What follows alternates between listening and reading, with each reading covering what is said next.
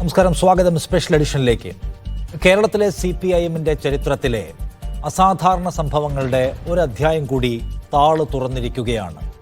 അച്ചടക്കത്തിൻ്റെ ഇരുമ്പ് മതിലിൽ നിന്ന് വിടവുകളുടെ ശബ്ദം കേൾക്കുന്നു. സത്യത്തിൽ ഇപ്പോൾ കരുനാഗപ്പള്ളിയിൽ, അല്ലെങ്കിൽ പത്തനംതിട്ടയിൽ, തിരുവനന്തപുരത്ത്, ഇവിടെയെല്ലാം പാർട്ടി സമ്മേളനങ്ങൾക്കകത്ത് വലിയ തർക്കങ്ങളുടെ, വിഭാഗീയതയുടെ, പരസ്യ പ്രതിഷേധങ്ങളുടെ, ആക്ഷേപങ്ങളുടെ ശബ്ദം ഉറക്കെ കേൾക്കുകയാണ്.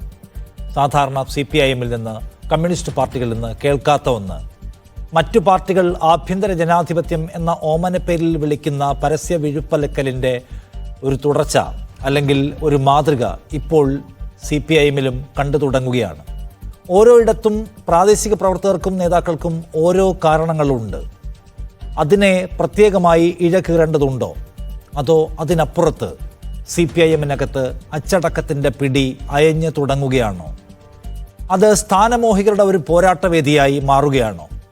അതോ അതിൻ്റെയും അപ്പുറത്ത് പാർട്ടിയുടെ നേതൃത്വത്തിലുള്ള, സംഘടനാ ഘടനയിലുള്ള വിശ്വാസം അണികൾക്ക്, താഴെത്തട്ടിലെ പ്രവർത്തകർക്ക്, നേതാക്കൾക്ക് നഷ്ടപ്പെടുകയാണോ? മറ്റെല്ലാ പാർട്ടികളെയും പോലെ ഒരു പാർട്ടിയായി CPIM-ഉം മാറുന്നതിൻ്റെ ദുരന്ത കാഴ്ചയാണോ ഈ കാണുന്നത്? അതോ ഇതിനെയും അതിവേഗത്തിൽ മറികടക്കാൻ CPIM-ന് കഴിയുമോ? ഈ ചോദ്യങ്ങൾ ചോദിക്കുകയാണ് നമ്മൾ സ്പെഷ്യൽ എഡിഷനിൽ ഈ രാത്രി. നമ്മോടൊപ്പം ഈ ചർച്ചയിൽ മധു മുല്ലശ്ശേരി പങ്കെടുക്കുന്നു. അല്പസമയം മംഗലപുരത്തെ ഏരിയ സമ്മേളനത്തിൽ നിന്ന് ഇറങ്ങിപ്പോന്ന ആളാണ് അദ്ദേഹം, പാർട്ടിയോട് വിയോജിച്ചുകൊണ്ട്. റെജി ലൂക്കോസ് CPIM സഹയാത്രികൻ, NM പിയേഴ്സൺ ഇടത് നിരീക്ഷകൻ, മാധ്യമപ്രവർത്തകനായ ആനന്ദ് കൊച്ചുകുടി എന്നിവരാണ് ഈ ചർച്ചയിൽ നമുക്കൊപ്പം ഉള്ളത്. ആദ്യം മധു മുല്ലശ്ശേരി, താങ്കൾ സമ്മേളനത്തിൽ നിന്ന് ഇറങ്ങി വരികയും പാർട്ടിയിൽ ഇനി തുടരാൻ കഴിയില്ല എന്ന നിലപാട് പ്രഖ്യാപിക്കുകയും ചെയ്യുന്നു. അത് ജില്ലാ സെക്രട്ടറിയോടുള്ള പ്രശ്നം കൊണ്ട് താങ്കൾ ഇറങ്ങി വരുന്നതാണോ, അത് നിങ്ങൾ തമ്മിലുള്ള പ്രശ്നമാണോ? അതിനപ്പുറത്ത് ഈ പാർട്ടിയിൽ ഇനി പ്രവർത്തിക്കാൻ കഴിയില്ല എന്ന ആശയപരമായ പ്രശ്നം താങ്കൾ കാണുന്നത് കൊണ്ടാണോ? 40 കൊല്ലത്തെ പ്രവർത്തന പാരമ്പര്യം താങ്കൾക്ക് CPIM-നകത്തുണ്ടല്ലോ. ആ പാർട്ടിയിൽ നിന്ന് പെട്ടെന്ന് ഇറങ്ങി വരാൻ നിങ്ങൾ പറയുന്ന കാരണം കുറച്ച് സില്ലിയാണോ?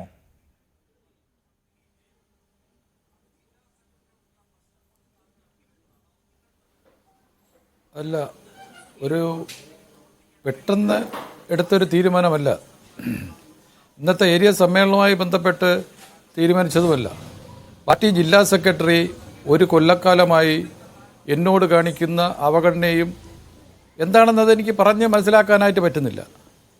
പാർട്ടി ജില്ലാ സെക്രട്ടറി എടുത്തിട്ടുള്ള പല തീരുമാനങ്ങളും പാർട്ടി ഏരിയ കമ്മിറ്റിക്ക് വിരുദ്ധമായ കാര്യങ്ങളാണ്. അടുത്ത കാലത്തായി വിഭാഗീയപരമായി വലിയ വിഭാഗീയതയാണ് ജില്ലാ സെക്രട്ടറി ആയതിനു ശേഷം ജോയി നടത്തിക്കൊണ്ടിരിക്കുന്നു. ഞാൻ ഇപ്പോഴല്ല പാർട്ടി ഏരിയ സെക്രട്ടറി ആവുന്നു. 8 കൊല്ലം പാർട്ടി ലോക്കൽ കമ്മിറ്റി സെക്രട്ടറിയായി, 6 കൊല്ലം പാർട്ടി ഏരിയ സെക്രട്ടറിയായി, പല നേതാക്കളുടെയും കൂടെയും പ്രവർത്തിച്ച ആളാണ്. 1982 മുതൽ പാർട്ടി മെമ്പർഷിപ്പിൽ വന്ന ഒരാളാണ്. കടമ്പള്ളി സുരേന്ദ്രനോടൊപ്പം ഞാൻ പ്രവർത്തിച്ചു, ആനാവൂർ നാവപ്പനോടൊപ്പം പ്രവർത്തിച്ചു, വിജയകുമാർ സഹോ സെക്രട്ടറി ആയിരുന്നപ്പോൾ ഞാൻ പ്രവർത്തിച്ചിട്ടുണ്ട്. അന്നൊരു കാലഘട്ടത്തിലും ഇല്ലാത്ത, ആ കാലത്തുണ്ടാവാത്ത രീതിയിലുള്ള അവഗണനയും പ്രവർത്തനവുമാണ് ജോയി ജില്ലാ സെക്രട്ടറി ആയതിനു ശേഷം വന്നിട്ടുള്ളത്. പച്ചയ്ക്ക് വിഭാഗീയത നടത്തുന്ന ഒരു ജില്ലാ സെക്രട്ടറിയായി മാറുകയാണ് ഉണ്ടായത്. ഈ അഭിപ്രായം എനിക്ക് മാത്രമല്ല, ജില്ലയിലെ പല ഏരിയ സെക്രട്ടറിമാർക്കുണ്ട്, ജില്ലാ കമ്മിറ്റി അംഗങ്ങൾക്കുണ്ട്. അവർക്കാർക്കും തുറന്നു പറയാനായിട്ടുള്ള സാഹചര്യമില്ല. പറഞ്ഞാൽ ഒന്നീ പാർട്ടിയിൽ കാണില്ല, അല്ലെങ്കിൽ കണ്ണിലെ കരടായി മാറുന്നു. കണ്ണുരുട്ടി കാണിച്ചാണ് പാർട്ടി സഖാക്കളെ, അല്ലെങ്കിൽ പാർട്ടി നേതൃത്വത്തെ ജോയി നിലനിർത്തിക്കൊണ്ടു പോകുന്നത്. ഒരു പാരമ്പര്യവുമില്ലാതെ ഒന്നീ ലോക്കൽ കമ്മിറ്റി സെക്രട്ടറി ആവണം, അല്ലെങ്കിൽ പാർട്ടി ഏരിയ സെക്രട്ടറി ആവണം, അല്ലെങ്കിൽ വേറെ ഏതെങ്കിലും നേതൃസ്ഥാനത്ത് വരണം. അധികാരമോഹം മാത്രമുള്ളൊരു പാർട്ടി ജില്ലാ സെക്രട്ടറിയായി സഖാവ് വി ജോയി മാറിക്കഴിഞ്ഞു. അധികാരമോഹൻ മാത്രം. ഒരു കാലത്തും അധികാരമില്ലാതെ അദ്ദേഹത്തിന് തുറന്നു പോകാനായിട്ട് പറ്റില്ല. ഒരു ബാങ്ക് തെരഞ്ഞെടുപ്പ് നടന്നാൽ അതിൽ സ്ഥാനാർത്ഥിയാവണം, പഞ്ചായത്ത് തിരഞ്ഞെടുപ്പ് നടന്നാൽ അതിൽ സ്ഥാനാർത്ഥിയാവണം, പ്രസിഡന്റ് ആവണം, ബ്ലോക്ക് തിരഞ്ഞെടുപ്പ് നടന്നാൽ അതിൽ ബ്ലോക്ക് പ്രസിഡന്റ് ആവണം, ജില്ലാ പഞ്ചായത്ത് വന്നാൽ ജില്ലാ പഞ്ചായത്തിലാവണം. ആരെയൊക്കെ സ്വാധീനിച്ച് വർക്കലയെ മത്സരിക്കാനുള്ള സാഹചര്യം ഉണ്ടാക്കി. അന്നത്തെ സാഹചര്യം കൊണ്ട് ജയിച്ചു വന്നു, നല്ല കാര്യം. പിന്നെ സ്ഥാനമോഹങ്ങളുടെ കാര്യം ഞാൻ പറഞ്ഞത്, ഒരു സംഘടനാ ഇത് പ്രവർത്തനമില്ലാതെ പാർട്ടി ജില്ലാ കമ്മിറ്റിയിൽ വന്നു, ഒരു സുപ്രഭാതത്തിൽ ജില്ലാ സെക്രട്ടേറിയറ്റിൽ വന്നു, സമ്മേളനത്തിൽ പോലും പങ്കെടുക്കാതെ സംസ്ഥാന കമ്മിറ്റിയിൽ വന്നു. നിരവധി നേതാക്കൾ ഉള്ളപ്പോൾ, നിരവധി പ്രവർത്തന പാരമ്പര്യമുള്ള പാർട്ടി ജില്ലാ നേതൃത്വം ഉള്ളപ്പോൾ ആരെയൊക്കെ സ്വാധീനിച്ച് പാർട്ടിയുടെ ജില്ലാ സെക്രട്ടറിയായി. അതുവരെ ഇവിടെ മംഗലാപുരത്തെയോ തിരുവനന്തപുരത്തെ പാർട്ടിക്ക് ഒരു വിഭാഗീയതയില്ലല്ലോ. 6 വർഷമായി മംഗലാപുരം ഏരിയ കമ്മിറ്റി വന്നിട്ട് ഒറ്റ ഐക്യത്തോടെ പ്രവർത്തിച്ചൊരു പാർട്ടി ഏരിയ കമ്മിറ്റിയല്ലേ, നേതൃത്വപരമായ പങ്ക് വഹിക്കുന്നൊരു ഏരിയ കമ്മിറ്റിയല്ലേ, ജില്ലയിലെ ചില പ്രവർത്തനങ്ങളിൽ മുമ്പോട്ട് നിൽക്കുന്നൊരു കമ്മിറ്റിയല്ലേ. പക്ഷേ ആ കമ്മിറ്റിയെ ഇന്ന് 4 നൂലുമാക്കി ഈ പരുവത്തിൽ ആക്കുന്ന ഒരു സമീപനമാണ് വി ജോയിയോട് താങ്കൾക്ക് പ്രശ്നമുണ്ട്. ഇവിടെ മാത്രമല്ല, മധു, ഞാൻ ചോദിക്കുന്നത്, വി ജോയി എന്ന് പറയുന്ന ജില്ലാ സെക്രട്ടറി പാർട്ടിക്കെതിരായി പ്രവർത്തിക്കുകയാണ് എന്ന് താങ്കൾക്ക് ആക്ഷേപമുണ്ട്. ആ ആക്ഷേപം പാർട്ടിയിൽ മറ്റാർക്കെങ്കിലും ഉണ്ടോ? തിരുവനന്തപുരത്തെ വേറെ ഏതെങ്കിലും ലോക്കലിൽ, ഏരിയയിൽ ഈ സമാനമായ പ്രശ്നം ആരെങ്കിലും ഉയർത്തുന്നുണ്ടോ? അതിന്റെ പേരിൽ ആരെങ്കിലും പാർട്ടി നേതൃത്വത്തിന്, സ്റ്റേറ്റ് ലീഡർഷിപ്പിന് പരാതി കൊടുത്തിട്ടുണ്ടോ? താങ്കളുടെ കൂടെ ഈ മംഗലപുരത്ത് കൂടെ ഇറങ്ങി വന്നവർ വേറെ ഉണ്ടോ, അതോ ഇത് താങ്കളുടെ ഒറ്റയ്ക്കുള്ള ഒരു പ്രശ്നമാണോ? അല്ലല്ല, ഞാനങ്ങനെ ഒരു ശ്രമത്തിനൊന്നും പോകാനോ അല്ലെങ്കിൽ ഒരാളെ കൂടെ വിളിച്ചുകൊണ്ട് വരാനോ ഒന്നും ഞാൻ തീരുമാനിച്ചിട്ടില്ല. അങ്ങനെ ഒരു സാഹചര്യം ഉണ്ടായില്ല. ഞാനിത് കുറേ കാലമായി അനുഭവിക്കുന്ന വേദന വലുതാണ്. പാർട്ടി ജില്ലാ സെക്രട്ടറി ആയതിനു ശേഷം ഞാൻ അനുഭവിക്കുന്ന വേദന പാർട്ടി ഏരിയ കമ്മിറ്റി തന്നെ ഇല്ലാതാക്കി. പാർട്ടി ഏരിയ കമ്മിറ്റി മംഗലപുരത്തില്ല. Party area committee office Azhoor ജോയിയുടെ വീട്ടിലോട്ട് മാറ്റിയിരിക്കുകയായിരുന്നു. ആ സ്ഥിതിയിലാണ് ഇവിടെ കാര്യങ്ങൾ നടന്നു പോകുന്നത്. പല ഘട്ടത്തിലും ഈ കാര്യം ഞാൻ ജില്ലാ സെക്രട്ടറിയോട് സൂചിപ്പിച്ചതാണ്. ശരിയാണ്, എനിക്ക് മനസ്സിലായി. താങ്കൾ ഇതിന് മുമ്പ് മാധ്യമങ്ങളോട് സംസാരിച്ചല്ലോ ഈ കാര്യങ്ങളെല്ലാം വിശദമായി. ഞാൻ ചോദിക്കുന്നത്, താങ്കൾ ഇപ്പൊ സംസ്ഥാനത്ത് പലയിടത്തും കണ്ടത് തെറ്റായ തീരുമാനം പാർട്ടി നേതൃത്വം എടുത്തതിൽ ആളുകൾ അകത്തും പുറത്തും പ്രതിഷേധിക്കുന്നതാണ്. താങ്കളുടെ കാര്യത്തിൽ താങ്കൾക്കൊരു ഐക്യദാർഢ്യവുമായി ആരെങ്കിലും അകത്തെങ്കിലും പാർട്ടി നേതൃത്വത്തെ സമീപിക്കുന്നുണ്ടോ? ഇപ്പം മധു മുല്ലശ്ശേരിയെ ഇങ്ങനെ പ്രയാസപ്പെടുത്തുന്ന സമീപനം അംഗീകരിക്കാൻ കഴിയില്ല, അതിൽ ജില്ലാ സെക്രട്ടറിയുടെ കടുംപിടുത്തം കുഴപ്പമാണ് എന്ന നിലപാട് ആരെങ്കിലും അകത്ത് സ്വീകരിക്കുന്നുണ്ടോ? സംസ്ഥാന കമ്മിറ്റി അത് അറിയിക്കുന്നുണ്ടോ? ഉണ്ട്. നിരവധി പാർട്ടി സഹാക്കളുണ്ട്. നിരവധി പാർട്ടി സഹാക്കൾ എന്നെ കാണാൻ വന്നിരുന്നു. അവരെല്ലാ അഭിപ്രായം, പഞ്ചായത്ത് പ്രസിഡന്റുമാർ എന്നെ കാണാൻ വന്നിരുന്നു, പാർട്ടി നേതാക്കൾ എന്നെ കാണാൻ വന്നിരുന്നു. അവരുടെ അടുത്തെല്ലാം ഞാൻ പറഞ്ഞു വരട്ടെ, നമുക്ക് പരിശോധിക്കാം എന്ന് പറഞ്ഞാണ് ഞാൻ വിട്ടത്. നിരവധി ആളുകൾക്ക് അഭിപ്രായമുണ്ട്. ആ രീതിയിലാണ് കാര്യങ്ങൾ നടന്നു പോകുന്നത്. പക്ഷെ അങ്ങനെ ഒരു സമ്മർദ്ദവും പാർട്ടി നേതൃത്വത്തിന് മുമ്പിലില്ല കേട്ടോ. അല്ല, പാർട്ടി നേതൃത്വം നമ്മളെ ഗോവിന്ദ മാസ്റ്റർ കയറി എന്ന് പറയുമല്ലോ, ഏത് പറഞ്ഞാലും ഒരു സ്റ്റൈലുണ്ടല്ലോ. ആ സ്റ്റൈലിൽ ഇപ്പം ഇപ്പോഴും പറയുന്നു, ആ സ്റ്റൈലിലാണോ ഇപ്പം കേരളത്തിലെ കമ്മ്യൂണിസ്റ്റ് പാർട്ടി പോകുന്നത്? നേതാക്കളെ പൂട്ടിയിടുന്ന സാഹചര്യം ഉണ്ടായല്ലോ കേരളത്തിൽ. അങ്ങനെയാണോ കമ്മ്യൂണിസ്റ്റ് പാർട്ടി? 1982 മുതൽ ഞാൻ പാർട്ടിയിൽ വന്ന ആളാണ്. പലയിടത്തും ബ്രാഞ്ച് സെക്രട്ടറിയായി ആ തരത്തിൽ മേലോട്ട് വന്ന ആളാണ്. അല്ല ജോയിയെ പോലെ വന്ന ആളാണോ ഞാൻ? 42 കൊല്ലമായി ഇതിനകത്ത് നിൽക്കുകയല്ലേ. ഒരു സുപ്രഭാതത്തിലെടുത്ത തീരുമാനമല്ല, സാധനം കിട്ടാത്തോണ്ടെടുത്ത തീരുമാനമല്ല. പക്ഷേ ആ കാലഘട്ടത്തിൽ അതുകൊണ്ടല്ല താങ്കൾ നിരന്തരമായി ജില്ലാ സെക്രട്ടറിയാൽ വിവേചനം അനുഭവിക്കുന്നതുകൊണ്ടെടുത്ത തീരുമാനമെന്നാണ്. അല്പസമയം മുമ്പ് താങ്കൾ സംസാരിക്കുന്നവേ പുതിയ ഏതെങ്കിലും രാഷ്ട്രീയ പാർട്ടിയിലേക്ക് ചേക്കേറുന്ന കാര്യത്തിൽ തീരുമാനമെടുത്തിട്ടില്ല എന്ന് പറയുന്നു. അത് കേട്ടു ഞാൻ. താങ്കൾ BJPയിലോ കോൺഗ്രസിലോ പോകാൻ സത്യത്തിൽ ആലോചിക്കുന്നുണ്ടോ? ഇപ്പോൾ CPMൽ ഇറങ്ങി വന്നുവല്ലോ, പാർട്ടിക്കെതിരെ പരസ്യമായി രംഗത്ത് വരികയും ചെയ്തു. ഇനി ആ പാർട്ടിയോടൊപ്പം ചേർന്ന് പോവുക പ്രയാസവുമാണ്. അടുത്ത ഓപ്ഷൻ എന്താണ്? അടുത്ത ഓപ്ഷൻ ഞാൻ ആലോചിക്കുന്നുണ്ട്. ഇന്ന് 1 മണിക്ക് ശേഷമാണ് ഇതെല്ലാം സംഭവിച്ചത്. ഇനി ഒരു പുനഃചിന്തനം, ഞാൻ നേരത്തെ പറഞ്ഞതുപോലെ ഏതാണ്ട് 10-40 വർഷക്കാലം പൊതുരംഗത്ത് നിന്ന ഒരാൾ എന്നുള്ള രീതിയിൽ എന്തായാലും ഇനിയും തുടർന്നങ്ങോട്ട് പൊതുരംഗത്തുണ്ടാവും. ഉള്ള കാര്യങ്ങൾ പറഞ്ഞ് പോകാനായിട്ട് നമുക്ക് കഴിയുള്ളൂ. പൊതുരംഗത്ത് തുടരണമെന്ന് താങ്കൾക്ക് ആഗ്രഹമുണ്ട്. താങ്കൾക്ക് പൊതുരംഗത്ത് പ്രവർത്തിക്കാൻ കഴിയണമെന്നുള്ള ആഗ്രഹത്തെ ആർക്കും തള്ളിപ്പറയാൻ കഴിയില്ല. പക്ഷെ താങ്കൾ BJPയിലേക്ക് പോവില്ല എന്ന് വിചാരിക്കട്ടെ. മീൻസ് താങ്കൾ എന്താണ് ആ കാര്യത്തിലുള്ള അഭിപ്രായം എന്നറിയാനാണ്. ഇപ്പോൾ കമ്മ്യൂണിസ്റ്റ് പാർട്ടിയുടെ നേതാക്കൾ കൂടുതൽ പേർ BJPയിലേക്ക് വരുന്നുവെന്ന് കഴിഞ്ഞ ദിവസത്തെ ആലപ്പുഴ സംഭവത്തെ മുൻനിർത്തി BJPക്കാർ പറഞ്ഞു നടക്കുന്നുണ്ട്. പറയുമോ ഈ രാത്രിയിൽ? അല്ല, ഈ രാത്രിയിൽ അങ്ങനെ അതാണ് ഞാൻ പറഞ്ഞത്, ഈ രാത്രിയിൽ അങ്ങനെ തീരുമാനം എടുക്കാനായിട്ട് എന്തായാലും പൊതുരംഗത്തുണ്ടാവും ഏതെങ്കിലും ഒരു രാഷ്ട്രീയ പാർട്ടിയുമായിട്ട് ബന്ധപ്പെട്ട് പ്രവർത്തിക്കുന്നതിനെ കുറിച്ചാണ് ഞാൻ ഇപ്പോൾ ആലോചിക്കുന്നത്. അത് ചിലപ്പോ കോൺഗ്രസ് ആവാം, BJP ആവാം. കോൺഗ്രസ് ആവാം, BJP ആവാം. എന്ന് വെച്ചാൽ BJP-യിൽ പോകാൻ പോലും മടിയിൽ 42 വർഷക്കാലം കമ്മ്യൂണിസ്റ്റ് പാർട്ടി ഓഫ് ഇന്ത്യ മാർക്സിസ്റ്റിൽ പ്രവർത്തിച്ച ഒരാൾക്ക് പിറ്റേന്ന് ഇറങ്ങിപ്പോയി BJP-യിൽ ചേരാൻ മടിയില്ല എങ്കിൽ പിന്നെ കേവലമായ സ്ഥാനമോഹമല്ലാതെ മറ്റെന്താണ് ശ്രീ മധു മുല്ലശ്ശേരി താങ്കളെ ഭരിക്കുന്നത്? ആശയപരമായി താങ്കൾക്കൊരു ദൃഢതയുമില്ല എന്നല്ലേ താങ്കൾ പറയുന്നത്? എന്നല്ലല്ലോ, നടന്ന കാര്യങ്ങളല്ലേ ഞാൻ പറഞ്ഞത്. ഞാൻ BJP പോകുമെന്ന് പറഞ്ഞില്ല. കോൺഗ്രസുമായിട്ട് ബന്ധപ്പെട്ട് ഇവിടെ കോൺഗ്രസുമായിട്ട് ബന്ധപ്പെട്ട് ചേർന്നല്ലേ ഇപ്പം CPM ഞാൻ കോൺഗ്രസിനെ കുറിച്ച് ചോദിച്ചില്ല. താങ്കൾ BJP-യിൽ പോകുമോ എന്ന് ചോദിച്ചതിന് കോൺഗ്രസ് ആവാം, BJP ആവാം എന്ന് പറയുകയാണ്. കമ്മ്യൂണിസ്റ്റ് പാർട്ടിയുടെ ഏരിയ സെക്രട്ടറി ആയിരുന്ന ഒരാൾ ഒരു പ്രശ്നത്തിന്റെ പേരിൽ ഇറങ്ങി വന്ന് അന്ന് രാത്രി ഞാൻ നാളെ BJP-യിൽ ആവാമെന്ന് പറയുന്നുവെങ്കിൽ താങ്കളുടെ ആശയപരമായ പ്രതിബദ്ധത, പാർട്ടി എന്നതിനോടുള്ള പ്രതിബദ്ധത എന്താണ്? താങ്കൾക്ക് ജില്ലാ സെക്രട്ടറിയുള്ള പ്രശ്നം വേറെയാണ് എന്ന് വെച്ചാൽ താങ്കളുടെ ഏരിയ സെക്രട്ടറി പദവി പോകുന്നതിലാണ് പ്രശ്നം, അല്ലാതെ പാർട്ടിയോട് താങ്കൾക്ക് വേറൊരു പ്രശ്നവുമില്ല. അപ്പൊ പദവി മോഹത്തിന്റെ പേരിലുള്ള പോരാട്ടം മംഗലപുരത്ത് കാണുന്നു എന്നല്ലേ മനസ്സിലാക്കേണ്ടത് ശ്രീ മധു?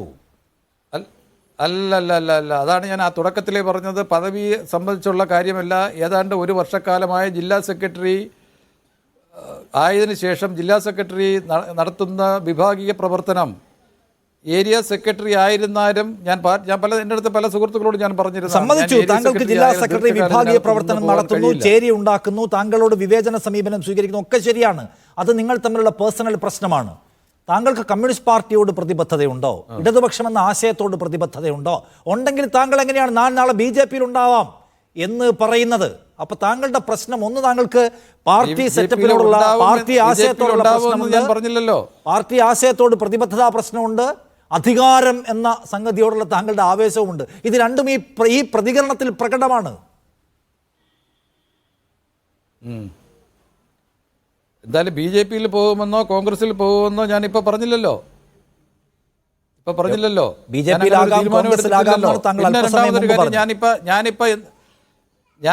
ഞാനിപ്പോൾ എന്തായാലും BJP അല്ല, CPM പ്രവർത്തകനല്ല. ആ മാറ്റത്തെക്കുറിച്ച് എനിക്ക് ആലോചിക്കേണ്ടി വരും. ഞാനിപ്പോൾ എന്തായാലും നിലവിൽ CPM-ൻ്റെ പ്രവർത്തകനല്ല. CPM-ൽ നിന്ന് ഉള്ള സാധനങ്ങളെല്ലാം രാജിവെക്കും. അല്ലെങ്കിൽ ഇപ്പം നമ്മളെ പാർട്ടി ചെയ്യുന്ന ഒരു രീതിയുണ്ട്, പിറ്റേന്ന് രാവിലെ ഒരു പത്രസമ്മേളനം നടത്തും, പുറത്താക്കിയെന്ന് പറയും. അത് നമ്മളെ ജില്ലാ സെക്രട്ടറി ആയാലും സംസ്ഥാന സെക്രട്ടറി ആയാലും അങ്ങനെ ഒരു രീതിയുണ്ട്. ആ രീതിയിൽ ഞാൻ പ്രതീക്ഷിച്ചുകൊണ്ട് തന്നെയാണ് ഞാൻ പാർട്ടിയുടെ ജില്ലാ സമ്മേളനത്തിൽ നിന്ന് ഇറങ്ങി വന്നത്. ഞാൻ ചോദിക്കുന്നത്, വേറെ കമ്മ്യൂണിസ്റ്റ് പാർട്ടി ഓപ്റ്റ് ചെയ്യുമെന്ന് താങ്കൾക്ക് വേണമെങ്കിൽ പറയാമല്ലോ, അല്ലെങ്കിൽ എൻ്റെതായ നിലയ്ക്കുള്ള പൊതുപ്രവർത്തനം തുടരുമെന്ന് പറയാതെ താങ്കൾ ഒരു CPIM നേതാവായിരുന്ന ആൾ ഇന്ന് ഉച്ചവരെ നാളെ ഞാൻ BJP-യിൽ പോയേക്കാം, എനിക്കതിനൊരു ആശയപരമായ തടസ്സവുമില്ല എന്ന് പറയാൻ താങ്കൾക്ക് കഴിയുന്നു. താങ്കൾ 4 പതിറ്റാണ്ടുകാലം CPM-ൽ ഒരാൾ. ഒരുപാട് പാർട്ടികളുണ്ട്, ഒരുപാട് പാർട്ടികളുണ്ടല്ലോ കേരളത്തിൽ. ഒരുപാട് പാർട്ടികളുണ്ട് കേരളത്തിൽ. അങ്ങനെയെല്ലാം ചിന്തിക്കാം. ഞാൻ കോൺഗ്രസിലും BJP-യിലും അവർ ഇപ്പോൾ കോൺഗ്രസിൻ്റെ നേതാക്കൾ എന്നെ ബന്ധപ്പെട്ടു, BJP-യുടെ നേതാക്കൾ എന്നെ ബന്ധപ്പെട്ടു. അവരുടെ അടുത്ത് ഞാൻ ഇന്ന പാർട്ടിയിൽ നിൽക്കാമെന്ന് ഞാൻ പറഞ്ഞിട്ടില്ലല്ലോ. നേരത്തെ വന്ന ഞാൻ പറഞ്ഞില്ല. അതാണ് ഞാൻ പറഞ്ഞത്. ഞാനൊരു CPM പ്രവർത്തകനല്ല എന്ന് പറയാൻ കാര്യം. പ്രത്യയശാസ്ത്രമൊക്കെ അവിടെ നിൽക്കട്ടെ.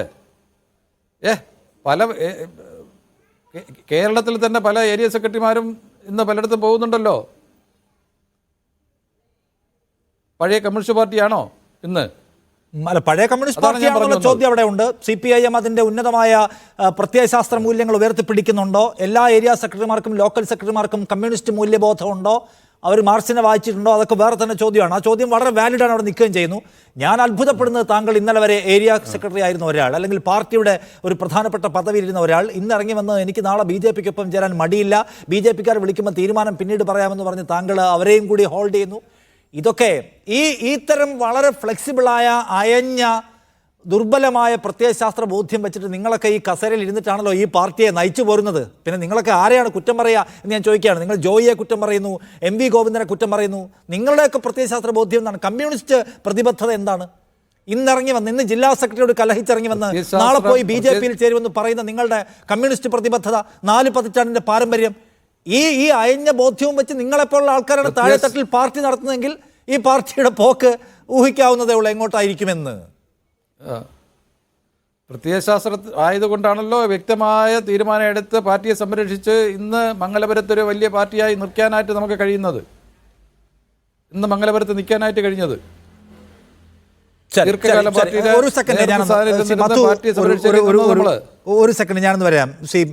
CPIM സഹയാത്രികൻ, CPIM എന്ന് തന്നെ പറഞ്ഞാൽ തെറ്റുണ്ടാവുന്നില്ല, റെജി ലൂക്കോസ് നമ്മോടൊപ്പം. റെജി ലൂക്കോസ്, ഇവിടെ നോക്കൂ, CPIM-നെ നോക്കുമ്പോൾ അത് വളരെ അച്ചടക്കത്തിൻ്റെ ഒരു ഇരുമ്പ് മതിലുണ്ടായിരുന്ന പാർട്ടിയാണ്. അകത്ത് ചർച്ച ചെയ്യുക, പുറത്തേക്കൊന്നും കേൾക്കുന്ന സ്വഭാവം അതിനുണ്ടായിരുന്നില്ല. ഇടയ്ക്ക് ചില പൊട്ടിത്തെറികൾ ഉണ്ടായിട്ടുണ്ട്, പക്ഷേ ഇത് CPM-ന്റെ പൊതു സ്വഭാവത്തിൻ്റെ ഭാഗമല്ല. പക്ഷേ ഈ സമീപ ദിവസങ്ങളിലെ, മാസങ്ങളിലെ, ആഴ്ചകളിലെ വിവാദങ്ങൾ നോക്കൂ. നേതൃത്വത്തോടുള്ള അവിശ്വാസം, അകത്ത് നിന്നുണ്ടാവുന്ന വിപ്ലവത്തിൻ്റെ ശബ്ദങ്ങൾ, പുറത്തിറങ്ങി വന്ന് ഇടിമുഴക്കം ഉണ്ടാക്കുന്നവർ, പാർട്ടി ആകപ്പാടെ ഉലഞ്ഞുലഞ്ഞു പോയിക്കൊണ്ടിരിക്കുകയാണ്. PV അൻവറിൻ്റെ എപ്പിസോഡ് മുതൽ നമുക്കിങ്ങോട്ട് ഓർമ്മയുണ്ടല്ലോ. ഇപ്പം ഇതാ കേഡർമാർ, താഴെത്തട്ടിലെ നേതാക്കൾ തുടങ്ങിയവരൊക്കെ നേതൃത്വത്തോടുള്ള അവിശ്വാസം, കലഹം, ഇതുകൊണ്ട് ശബ്ദമുഖരിതമാകുന്നു ആ പാർട്ടി. സത്യത്തിൽ CPM-ന് അതിൻ്റെ ഒരു സംഘടന, ലെനിനിസ്റ്റ് പാർട്ടി അച്ചടക്കം എന്ന് പറയുന്ന സംഗതി ഉണ്ടല്ലോ, അതിനൊരു പിടി അങ്ങോട്ട് അയഞ്ഞേ പോവുകയാണോ? വിശ്വാസ നഷ്ടം നേതൃത്വവുമായി ബന്ധപ്പെട്ട് അണികൾക്കിടയിൽ ഉണ്ടാവുകയാണോ സിറജി? CPM പാർട്ടി കഴിഞ്ഞ 2 ആഴ്ച മുമ്പ് ഉണ്ടാക്കിയ പാർട്ടിയല്ല, പതിറ്റാണ്ടുകളുടെ പാരമ്പര്യം പാർട്ടിക്കുണ്ട്. ഇവിടെ എത്രയോ അധികായന്മാർ, കേരളത്തെ പിടിച്ചു കുലുക്കിയിട്ടുള്ള അധികായന്മാർ ഈ പാർട്ടിയിൽ നിന്ന് പുറത്തേക്ക് പോയിട്ടുണ്ട്. MP രാഘവൻ, KR ഗൗരിയമ്മയെ പോലുള്ള നേതാക്കന്മാർ, PV കുഞ്ഞിക്കണ്ണനെ പോലുള്ള നേതാക്കന്മാർ. PV കുഞ്ഞിക്കണ്ണനെ പിന്നെ അച്ചടക്ക നടപടിയെടുത്ത് പുറത്താക്കിയത്. അങ്ങനെ എത്രയോ നേതാക്കന്മാർ. ഇപ്പം പിന്നെ അൻവർ പാർട്ടി സഖാവൊന്നുമില്ല. അൻവറിൻ്റെ അവസ്ഥ ഇപ്പം എന്താ? അതിപ്പോൾ ഞാൻ നിശാന്തിനോട് പ്രത്യേകിച്ച് പറയേണ്ട കാര്യമില്ലല്ലോ. അപ്പം അവിടെ നമ്മൾ മനസ്സിലാക്കേണ്ട 2 കാര്യങ്ങളുണ്ട്. ഇപ്പോൾ പിന്നെ ചർച്ചയിൽ പങ്കെടുക്കുന്ന ശ്രീമാൻ മധു ഇവിടെ പറഞ്ഞ കാര്യങ്ങൾക്ക് എന്തൊരു സ്ഥിരതയുണ്ട്. അദ്ദേഹം ഇപ്പോൾ എന്നോടൊപ്പം 3ാമത്തെ ചാനലിൽ അവരിരുന്ന് ചർച്ച ചെയ്യുന്നത്. അദ്ദേഹം ഒരു ഡീൽ ഉണ്ടാക്കിയിട്ടാണ് ഈ പോകുന്നത്. അദ്ദേഹം തന്നെ ഇപ്പോൾ ഇവിടെ പറഞ്ഞതെന്താ, ഞാൻ 82 മുതൽ ഈ പാർട്ടി പ്രവർത്തിക്കുന്ന ആളാണ്. 82 മുതൽ ഇദ്ദേഹം ഒരു സാധാ പാർട്ടി പ്രവർത്തിക്കുന്ന ആളല്ല, ഒരു മെമ്പറായിട്ട്. 82 മുതൽ സാധാ മെമ്പറായിട്ട് ലക്ഷക്കണക്കിന് ആൾക്കാർ ഈ പാർട്ടി പദവി ആഗ്രഹിക്കുകയാണ് പ്രവർത്തിക്കുന്നുണ്ട്. ഇദ്ദേഹം പലതവണ ബ്രാഞ്ച് സെക്രട്ടറി ആയിട്ടുണ്ട്. ഇദ്ദേഹം പറഞ്ഞതാ, 1-ൽ കൂടുതൽ തവണ ലോക്കൽ കമ്മിറ്റി സെക്രട്ടറി ആയിട്ടുണ്ട്. 2 പ്രാവശ്യം തുടർച്ചയായിട്ട് അദ്ദേഹം ഏരിയ സെക്രട്ടറി ആയിട്ടുണ്ട്. 3-ാം തവണ തന്നെ മാറ്റുമെന്നും പറഞ്ഞുകൊണ്ട് ഇന്ന് ഉച്ചയ്ക്ക് പുറത്തു ചാടി താൻ വേറൊരു പാർട്ടിയിലേക്ക് പോകും എന്ന് സൂചന ഞാനിരുന്ന് ചർച്ചയിൽ പറഞ്ഞിട്ടുണ്ട്. അപ്പോൾ ഇദ്ദേഹത്തിൻ്റെ പ്രശ്നം എന്താ? ഇദ്ദേഹത്തിൻ്റെ ആർത്തി, പദവിയോടുള്ള ആർത്തി. അങ്ങനെ ഒരാൾക്ക് ഈ പാർട്ടി തുടരാൻ പറ്റത്തില്ല. ഇദ്ദേഹം നേരത്തെ തന്നെ പോകേണ്ടതായിരുന്നു. ഇനി 2ാമത്തെ രസകരമായ കാര്യം എന്ന് പറഞ്ഞാൽ, അദ്ദേഹം ഇതിനു വേണ്ടിയിട്ട് സ്പെസിഫിക് ആയിട്ടുള്ള എന്തെങ്കിലും ഒരു കാരണം പറഞ്ഞോ? ജനങ്ങൾ പറയുന്നു ജോയി എന്നെ ഉപദ്രവിക്കുന്നു. ഈ ജോയി എന്ന് പറയുന്ന ആൾ അങ്ങനെയാണെന്ന് കഴിഞ്ഞ 1 വർഷമായിട്ട് ജോയി എന്ന് പറയുന്ന ബഹുമാനപ്പെട്ട MLA, DC സെക്രട്ടറി ഇദ്ദേഹത്തെ ഉപദ്രവിക്കണമോ, ഇദ്ദേഹത്തിനെ തടയണമെന്നൊക്കെ അവരുടെ. അപ്പോൾ ഇദ്ദേഹത്തിന് ഇന്ന് ഉച്ചയ്ക്കാണ് ഈ വെളിപാടുണ്ടായി ഇത്തരം കാര്യങ്ങൾ. അല്ല, അറിയാമനായിട്ട് ചോദിച്ചാൽ തന്നെയുമല്ല, CPM എന്ന് പറഞ്ഞ പാർട്ടി അള്ളിപ്പിടിച്ചിരിക്കാൻ ആരെ അനുവദിക്കത്തില്ല. അത് മാറി മാറി വരും. സംസ്ഥാന സെക്രട്ടറി ഇത് മാറിക്കൊണ്ടിരിക്കും. CPM-നെ സംബന്ധിച്ചോളം ഒരു മധു എന്ന് പറഞ്ഞൊരു വ്യക്തിയെ മരിക്കുന്നോടം വരെ ഏരിയ സെക്രട്ടറി ആയിട്ട് ഇരുത്തുക എന്നൊക്കെ പറഞ്ഞാൽ അത് കമ്മ്യൂണിസ്റ്റ് പാർട്ടി പിന്നെ മാർക്സിസ്റ്റ് നടക്കത്തില്ല. അപ്പോൾ അദ്ദേഹത്തിൻ്റെ പിന്നെ പ്രശ്നം എന്താ? അതിപ്പോൾ വളരെ മനോഹരമായിട്ട് തന്നെ അയാളോട് ഇപ്പോൾ ചോദ്യങ്ങൾ ചോദിച്ചില്ല. അദ്ദേഹം പറഞ്ഞ മറുപടി ഇത് എനിക്ക് ചിരി വരുക.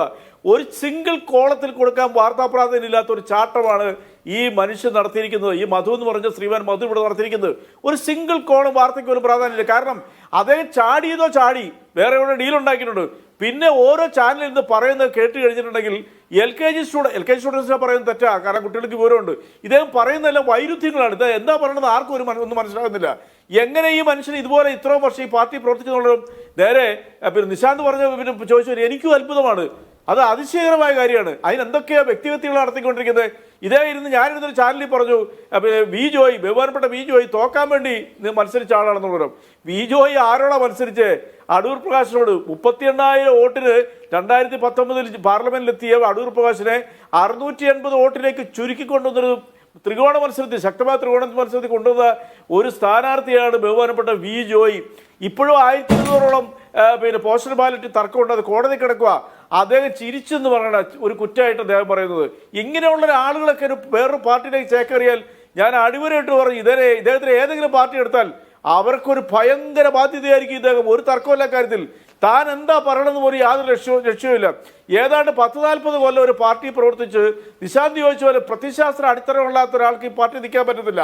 അങ്ങനെ നിന്നൊരാൾ ഒരു സുപ്രഭാതത്തിന് ഉച്ചയായപ്പം ഞാൻ പാർട്ടി പോകാമെന്ന് പറഞ്ഞ് വിടുകയെന്ന് പറഞ്ഞ് മാധ്യമങ്ങൾക്ക് വാർത്ത കൊടുത്ത് കേരളത്തിലെ CPM-ൽ എന്തെങ്കിലും ഇലയിലക്കൊണ്ടെന്ന് പ്രതീക്ഷിച്ചിരിക്കുന്ന മാധ്യമങ്ങളത് ബ്രേക്കിംഗ് വാർത്തയാക്കുന്നു, ചർച്ചയാക്കുന്നു. ഇതല്ലേ CPM-നെതിരെയുള്ള നിങ്ങളുടെ ചർമ്മിതചരണമായിട്ടുള്ള വാർത്താവങ്ങളും ചർച്ചകളും നടക്കുന്നത്? വളരെ കഷ്ടം തന്നെയാണ് ഈ കാര്യത്തിൽ പറയാനുള്ളത്. AP അബ്ദുൽ കുട്ടി എന്ന് പറഞ്ഞൊരു നേതാവുണ്ടായിരുന്നു. 2 തവണ അദ്ദേഹത്തിന് പാർലമെന്റ് SFI നേതാവായിരിക്കുന്ന കാലത്ത് തന്നെ CPI കണ്ണൂരിൽ നിന്നും മഹാഭൂരിപക്ഷത്തിൽ ജയിച്ചുപോയി. 2 തവണ പാർലമെന്റ് സുഖവാസമെല്ലാം കഴിഞ്ഞ് വന്നപ്പോൾ അദ്ദേഹത്തിന് തോന്നി ഇനി CPM നിൽക്കേണ്ടെന്ന് ചോദിച്ചു. ഇതിപ്പോ ഒരു മധുവിനെ മാത്രം മുൻനിർത്തിക്കൊണ്ടാണെങ്കിൽ ഇങ്ങനെ ഒരു ഡിഫൻസ് ബിൽഡ് ചെയ്യാൻ പ്രയാസമൊന്നും ഉണ്ടാവില്ല റജി ലൂക്കോസ്. പക്ഷെ അത് മാത്രമാണോ?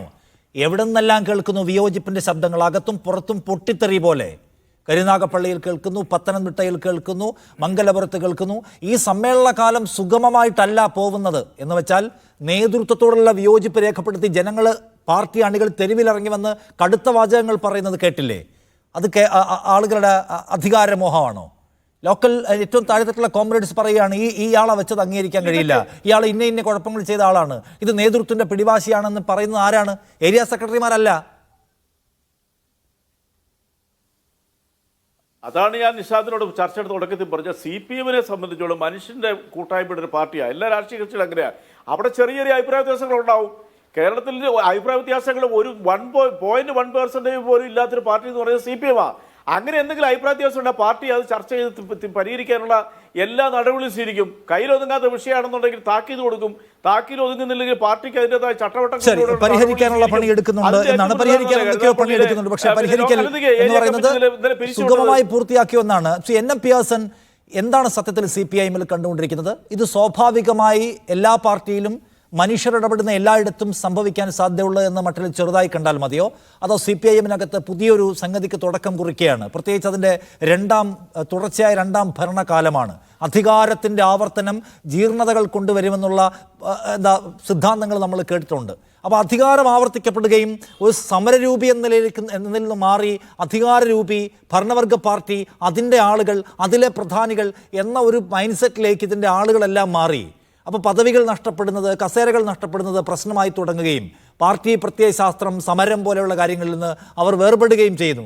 സത്യത്തിൽ അതാണോ ഈ കണ്ടുകൊണ്ടിരിക്കുന്നത് ഒരു ഒരു ഒരു ഒരു ഒരു ഒരു അനിവാര്യമായ ദുരന്തം എന്നൊക്കെ പറയാവുന്ന പോലെ?